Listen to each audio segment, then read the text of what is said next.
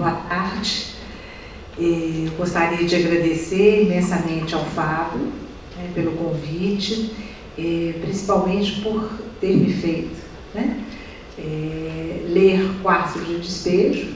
O Cristiano falou que ele lamenta que aos 30 anos ele não tinha lido. Eu quase que falei eu no dobro, né? Tem sempre alguém pior do que a gente, né? Bom, então, à medida que eu fui lendo, eu li com o ouvido de analista, de psicanalista.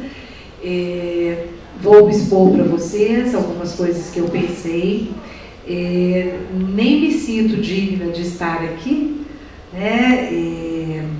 ao lado de uma estudiosa da obra. Então, já peço perdão antecipadamente se eu cometer alguma gafe, falar alguma bobagem, por pura ignorância mesmo. Tá? Bom,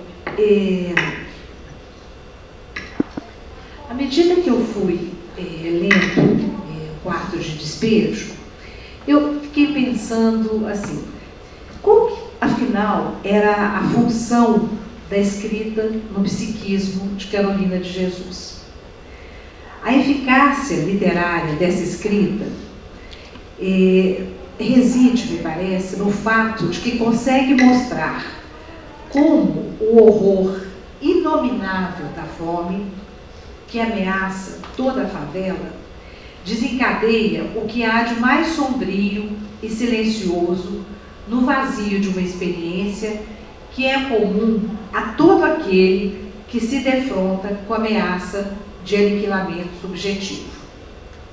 Na escrita de Carolina de Jesus estão impressas as marcas da melancolia ligada à experiência fundamental da quase morte, da quase loucura, da quase alienação. Essas experiências emocionais impulsionaram a autora a buscar na escrita uma força centrípeta que não deixasse o eu se desintegrar. Para aqueles que são obrigados a viver no nível da necessidade e do imediato, torna-se fonte de intenso sofrimento pensar-se destituído de todo direito à palavra e ao pensamento. Portanto, eu vou ousar fazer uma análise do funcionamento psíquico de Carolina de Jesus. Eu digo ousar porque, como ela mesma nos disse, é preciso conhecer a fome para saber descrevê-la. E eu não tive essa professora, a fome. Um dos princípios da psicanálise é considerar que aquilo que ocorre na alma humana é passível de uma análise, isto é, de uma decomposição em fatores que interagem uns sobre os outros, produzindo os diferentes conteúdos e movimentos em que se constitui nosso funcionamento psíquico. Estes fatores tomam, na teoria psicanalítica, precisamente a forma de tendências antagônicas. E dessa mistura, dessa combinação e inibição recíproca, nascem as ideias, sentimentos e vivências que nos animam. Então, eu vou escutar Carolina de Jesus, como se ela estivesse num divã. E como é feito em toda e qualquer análise, a gente percebe que os pacientes, ao longo do seu processo analítico, eles tratam de alguns grandes temas, que vão se intercalando à medida que o paciente vai se integrando mais ou se desintegrando. O primeiro período eu chamaria de o ruído da vida contra a certeza da fome, extraído do período do Diário de 1955, onde a gente vê nitidamente uma persecutoriedade muito grande presente no psiquismo de Carolina. O segundo período, né, o segundo grande tema que eu vejo, né, ela produzindo, eu chamaria assim: chora criança, a vida é amarga, né, que é a época do desamparo, né, e por volta de 1958, parece que ela se preocupa menos com a inveja, né, que eu achei que foi uma preocupação muito grande no primeiro período, né. Ela se preocupa menos com a inveja e mais com a fome e com a experiência de desamparo primordial com o qual todo ser humano se defronta nos momentos inaugurais de sua constituição. Desamparo fadado a renovar-se pelas perdas sucessivas e inevitáveis na história de cada um de nós. O terceiro tempo, eu diria, buscando duplos do ego ideal, né? É um momento em que eu sinto que ela começa a buscar, né, um interlocutor, ela começa a necessitar de um leitor, né, como um interlocutor. E o quarto período, né, eu chamaria Só Não Cato a Felicidade. Então vamos lá, eu vou tentar falar, e é por isso que eu preciso de 50 minutos de sessão. Eu vou começar a falar do primeiro período, né? Eu, como analista, vou avaliar. Você não me venha com tempo lógico. Está amarrado. Já está no nosso contrato de trabalho, que a sessão vai ser de 50 minutos. Então, o primeiro grande tema, né? O ruído da vida contra a certeza da fome. Né? Eu percebi, né, que há uma certa persecutoriedade na autora. Em algum momento, na página 15, ela diz assim: Florenciana disse: o doutor Adhemar de Barros é um ladrão, que só as pessoas que não prestam é que aprecia e acata o doutor Adhemar. Eu e Maria Huerta, uma espanhola muito boa, defendíamos o doutor Adhemar. Percebi que foi ela quem queimou meus sacos. Uma outra passagem, né? Não estou ressentida. Já estou tão habituada com a maldade humana. Outros trechos que eu vou citar para os meus argumentos. Aqui todos implicam comigo. Dizem que falo muito bem, que sei atrair os homens. Quando fico nervosa, não gosto de discutir. Prefiro escrever. Uma outra passagem.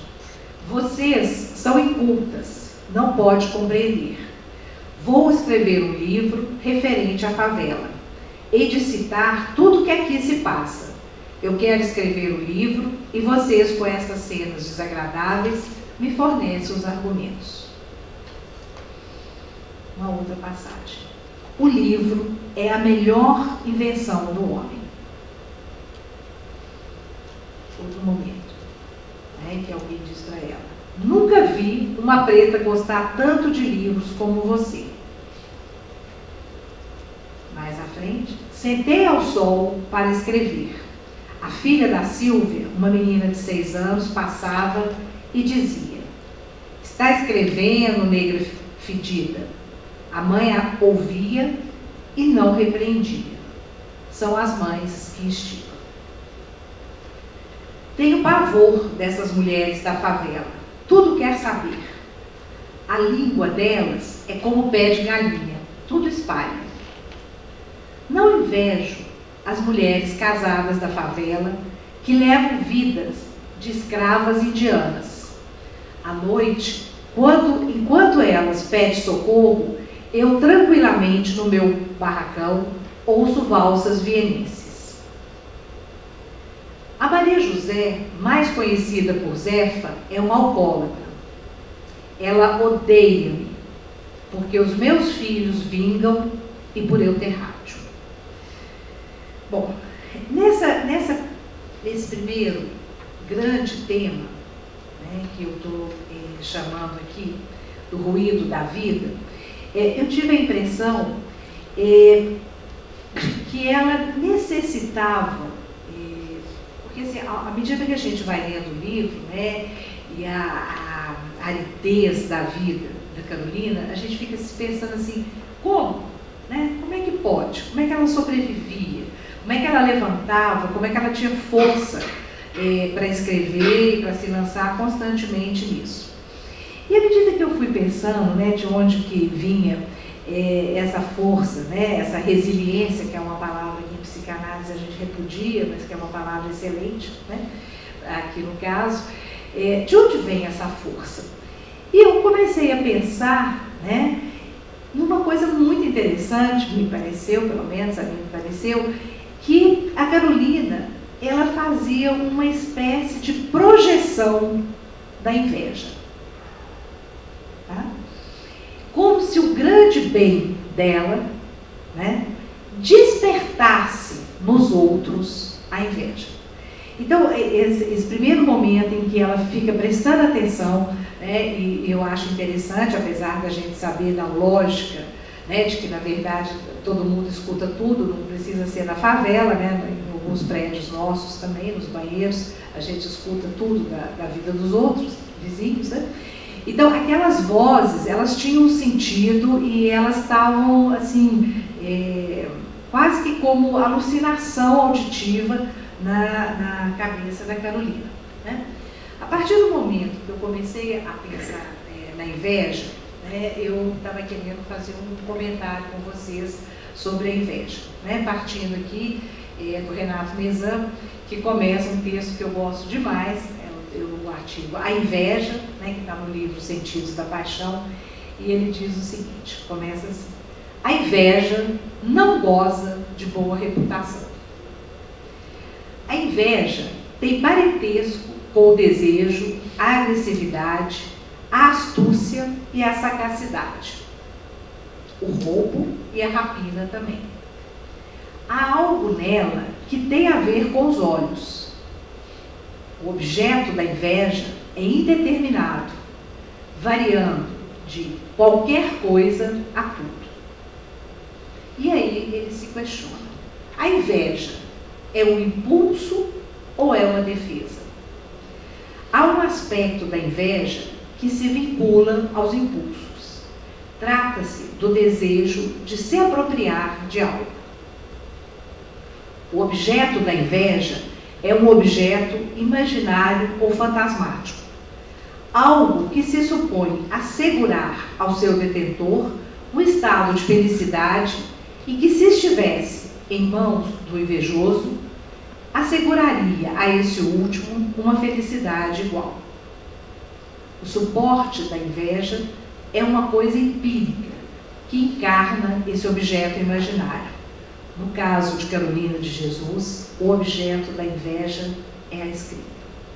E aí, nesse momento, ela faz, né, na verdade, um movimento de rotação, né, onde ela projeta, né, nos outros o lugar, esse lugar de invejosos, da capacidade de escrita dela. O suporte da inveja pode ser indeterminado precisamente porque seu objeto é determinado de maneira absolutamente unívoca. O objeto da inveja é este algo que torna o outro feliz, segundo a imaginação de quem inveja. Então, o que eu queria dizer para vocês, né, é que ela começa a interpretar essas vozes que se repetiam na cabeça dela, né, como vozes invejosas, né, do dom dela. E assim ela respondia a essas vozes: vocês têm tudo que eu não quero: marido, bebida, vadiagem, né, só faltou falar fofoca, língua afiada, vão dançar, eu não quero nada disso. Mas eu tenho uma coisa que aqui ninguém tem, né? Eu tenho a escrita, o poder da escrita. Né? E aí, nesse sentido, né, eu comecei a pensar que essa inveja, né, da Carolina de Jesus, e que contém o desejo de privar outrem de sua felicidade, né, tem muito a ver, né, com o fato de que o objeto invejado, o objeto da inveja, é invariavelmente um objeto idealizado. E ali, naquela favela, a única pessoa que idealizava a escrita era ela, né? Não narra, não apresenta para nós mais ninguém, né? Então, essa idealização, né, se a gente for na obra de Melanie Klein, a gente vê que corresponde a um mecanismo de defesa contra as pulsões destrutivas. E eu acho que exatamente daí, né, da inveja, em sua função de defesa contra as pulsões destrutivas, que a Carolina tirava a sua força para a cada dia amanhecer, né, acordar mais e mais cedo e ir atrás de algo para comer e para dar para os filhos comerem. Então, a idealização, na medida em que contribui para criar a imagem de um objeto perfeitamente bom, capaz de proteger a criança contra as ameaças emanadas dos objetos persecutórios, objetos esses que surgem da projeção para o exterior das pulsões agressivas da própria criança. Então, a Melanie Klein, ela vai se ater mais à dimensão, essa dimensão da proteção que o objeto idealizado poderia dispensar. A expectativa é de que ele, esse objeto idealizado, a escrita, possibilite a eliminação completa de todas as angústias.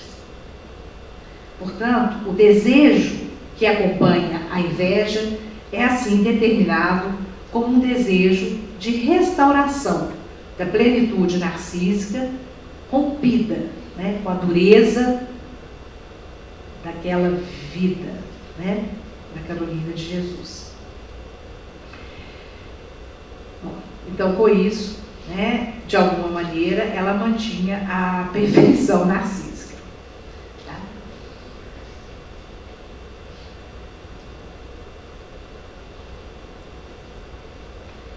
Então, ainda dentro desse primeiro tema, da preferência, né, do ruído, né, o ruído da vida contra a certeza da fome, a gente percebe que há um certo represamento libidinal no eu. Numa passagem em que ela, descrevendo uma briga das favelas, ela diz assim: todas as pessoas, todas brancas, só um preto, e o preto começou a insultar-me. Várias pessoas afluíram-se. Eu era o alvo das atenções. Fiquei apreensiva, porque eu estava catando papel andrajosa. Em outro momento, ela diz assim para a gente: quase como se ela estivesse dizendo, eu não entendo a antipatia por mim. Eu não preocupo-me com os homens delas, só interfiro nas brigas onde prevejo um crime. Não sei a origem dessa antipatia por mim. Com os homens e as mulheres, eu tenho um olhar duro e frio. Né? Em outro momento ela vai dizer: já estou na maturidade, quadra que o senso já criou raízes. E o texto vai seguindo, né? E a gente vê a autora repetidamente dizendo: chovia, chovia, chovia. E nesse momento, eu acho que nós começamos a enxergar, Carolina, passar, né, aos poucos, né, para um estado de quase loucura, né? E eu julgo, no meu entender, que isso vem a partir daquele momento em que o filho diz para ela: tem mais? E ela diz: esta palavra, tem mais, fica oscilando dentro do cérebro de uma mãe, que olha a panela e não tem mais. 22 de maio de 1958. Eu hoje estou triste, estou nervosa, não sei se choro ou saio correndo, sem parar, até cair inconsciente. é que hoje amanheceu chovendo e eu não saí para arranjar dinheiro. E logo depois, né, a filha disse: mamãe, vende eu para a dona Julieta, porque lá tem comida gostosa.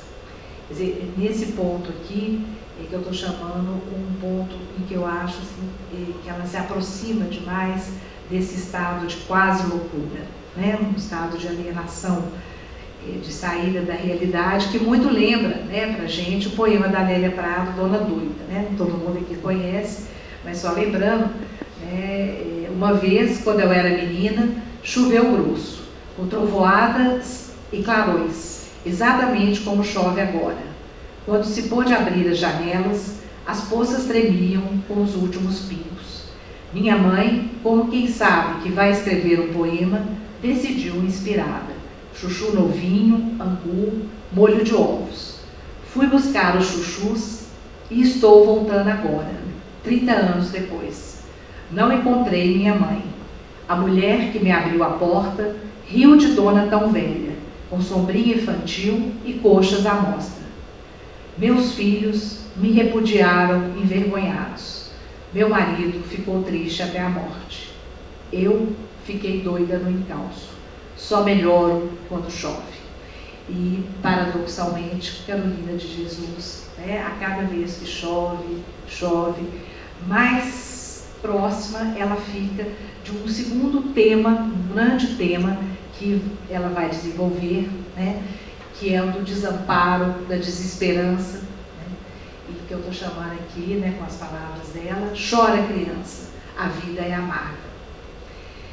No Diário de 1958, o império da fome vai corroendo o eu de Carolina e ela chega aos limites da loucura. Era 13 de maio de 1958 e eu lutava contra a escravatura atual, a fome.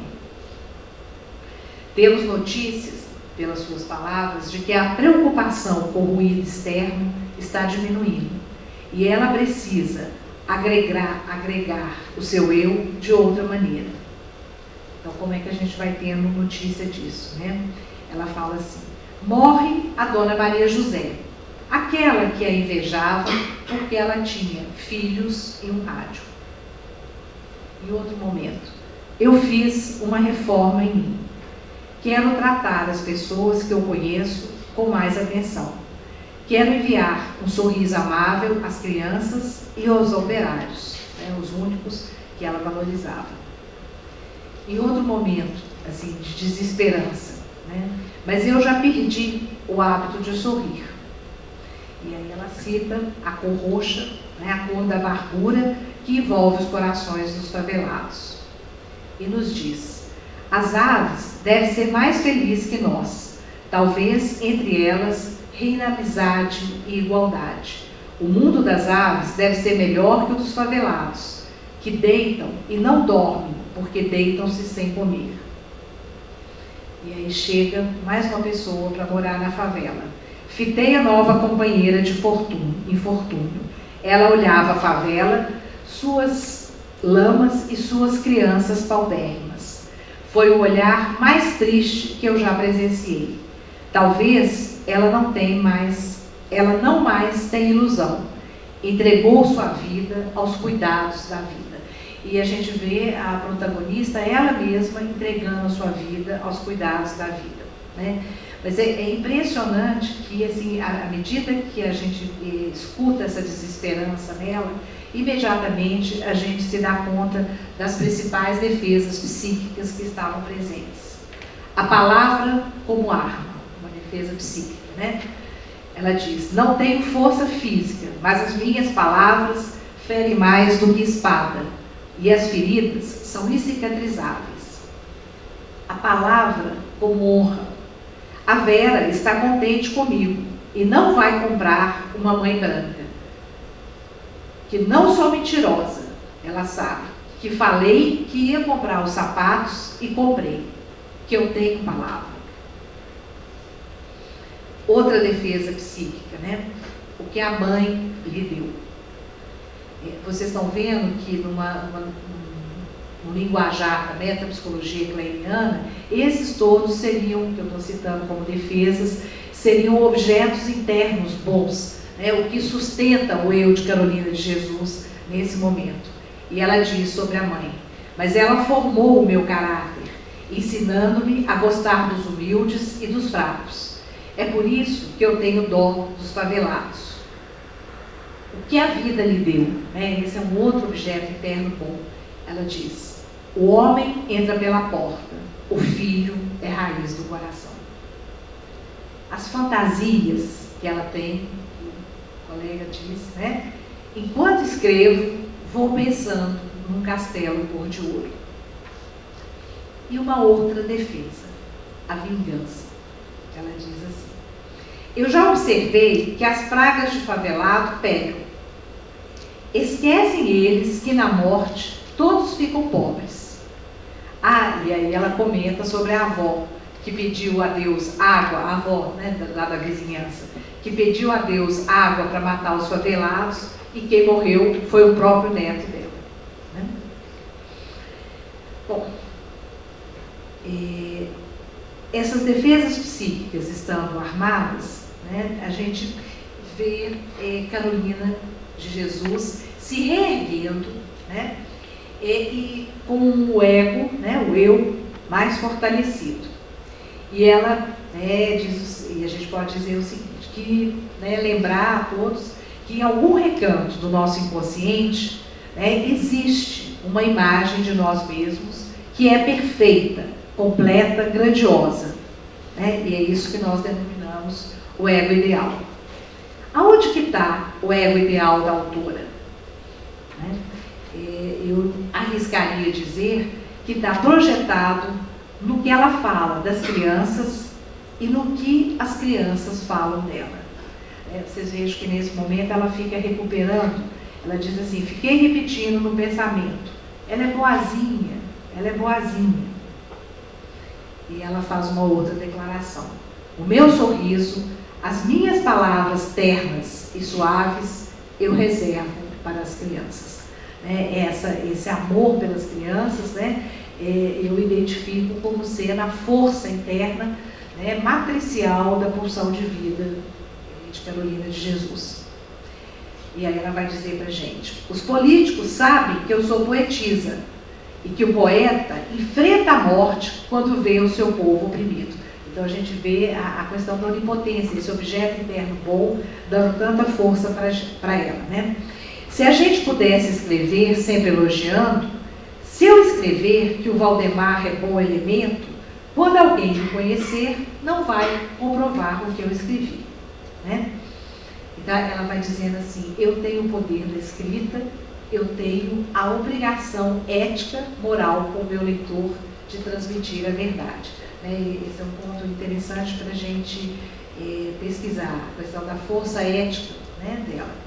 Escreveram isso, que não bebo porque tenho 3 filhos, eu estou cometendo uma tolice. Eu não tenho que dar satisfação a ninguém. Para concluir, eu não bebo é porque eu não gosto. E acabou-se. Eu prefiro empregar o meu dinheiro em livros do que no álcool. Se você achar que eu estou agindo acertadamente, você, leitor, vocês vejam que aqui ela já se reporta a um futuro leitor, peço-te para dizer: muito bem, Carolina. E logo depois ela diz: a decência na favela. Né? Então a gente vai ver um movimento maior de integração. O quarto e último momento, né, que eu estou trabalhando aqui, de grande temática da Carolina de Jesus, né, é quando ela começa a olhar o mundo ao redor. Né? E aí é interessante a gente pensar que ela até então vinha fazendo a sua própria autoanálise, né? E como vários pacientes, ela começa a enxergar, né, e o funcionamento psíquico. Ela para de fazer tantas acusações ao entorno dela e ela começa a fazer uma observação que eu acho que já era fruto de um amadurecimento dela. Ela diz assim: já percebi que minha filha é revoltada. Ela tem pavor de morar na favela. sobre a Dona Rosa. Eu nunca vi uma pessoa tão ambiciosa assim. Ainda se fosse só a ambição, mas a inveja é sua sombra. Por que será que pobre não tem dó de outro pobre? Ela começa a pensar, né? Então a gente vê que nesse momento um processo de simbolização muito mais refinado já está operando, né? A mãe da Neide é uma desalmada. Em outro momento, percebi que nós da favela somos temidos. E aí a gente vê que ela começa a se incluir, né? Eu também sou favelada, eu pertenço a isso tudo que eu estou descrevendo. Uma certa observa também, né, e ela fica meio amargurada com o que o ambiente pode fazer com os filhos. Ela diz: o que eu observo é que os que vivem aqui na favela não podem esperar boa coisa deste ambiente. São os adultos que contribuem para delinquir os menores. Quer dizer, a gente vê claramente ela tendo uma percepção, né, de que, apesar de tudo que ela tinha oferecido, de afeto, de amor aos filhos, eles não estavam protegidos do malefício, né, da convivência do entorno, né? Então a gente vê esse eu dela murchando um pouco mais, né? Aí ela diz: tem hora que eu revolto comigo por ter iludido com os homens e arranjado esses filhos, né? Filhos para quê? Fui catar papel, estava indisposta. O povo da rua percebe quando eu estou triste. Estou sem ação com a vida. Então a gente vê claramente assim, a esperança subindo, a esperança diminuindo, né? Mas ela funcionando muito mais dentro dos moldes, dos parâmetros de uma posição depressiva, né? Em que ela vai realmente elaborando toda a angústia dela. Quando ela diz: estou sem ação com a vida, começo a achar a minha vida insípida e longa demais. Hoje o sol não saiu, o dia está triste, igual a minha alma. Outra coisa que chama a atenção da gente nesse momento, né, é a recusa do amor, né? O seu Manuel, né, que ela corta radicalmente, diz: seu Manuel, vê se não volta mais aqui. Eu já estou velha, não quero homens, quero só os meus filhos, né? E aí ela comenta com a gente: seu Manuel era bom, educado, bonito. Aonde estava a libido de Carolina de Jesus? A libido, né, dela estava toda na escrita, na força da escrita e na relação dela com os filhos. Encontra-se com a diretora da escola do filho e diz a ela, né, quer dizer, nesse momento já ela cada vez mais deprimida, então ela diz: disse-lhe que ando muito nervosa e que tem hora que eu penso em suicidar. Ela disse-me para eu acalmar. Eu disse que tem dia que eu não tenho nada para os meus filhos comer, né? Em outro momento, ela fica olhando a filha sorrir e diz: eu já não sei sorrir. Eu estava tão triste, com vontade de suicidar. Hoje em dia, quem nasce e suporta a vida até a morte deve ser considerado herói. Vocês vejam que aqui ela já está com uma descrição das emoções e uma reflexão que vai muito além, né? Quer dizer, ela já está trabalhando num plano dos afetos, dos sentimentos e das reflexões que vai muito além daquele imediatismo, levantar, catar papel, vender papel, comprar comida, né? Ela está pensando e fazendo um processo de autoobservação dos seus afetos.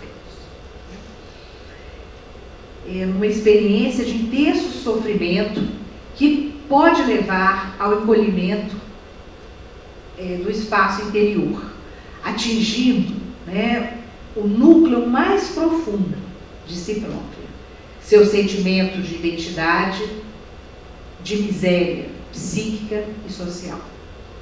Hoje eu não estou nervosa, estou triste. Em outro momento, eu já estou cansada desta vida que levo. Agora eu estou disposta. Parece que trocaram as peças do meu corpo. Só a minha alma está triste. Eu ando tão nervosa que estou com medo de ficar louca, né? Então, nessa passagem aí, nós temos o contato dela com a depressão, né? E com a necessidade de ficar completamente à deriva. O que vai nos lembrar, né, as palavras de Lima Barreto, abro aspas, digo com franqueza, 100 anos que viva eu, nunca poderá apagar-me da minha memória essas humilhações que sofri. Não por elas mesmas, que pouco valem, mas pela convicção que me trouxeram de que esta vida não vale nada. Todas as posições falham e todas as precauções para o grande futuro são vãs. Pois é, Carolina, você se foi em 1977 e agora é um pardal num céu salpicado de estrelas. E nós, que também somos exóticos, psicanalistas, professores, estudiosos, recortamos suas palavras, escutamos o seu grito do coração e dizemos em uníssono: muito bem, Carolina, muito bem. Vai ser coxo na vida, é maldição para homem. Mulher é desdobrável. Obrigada.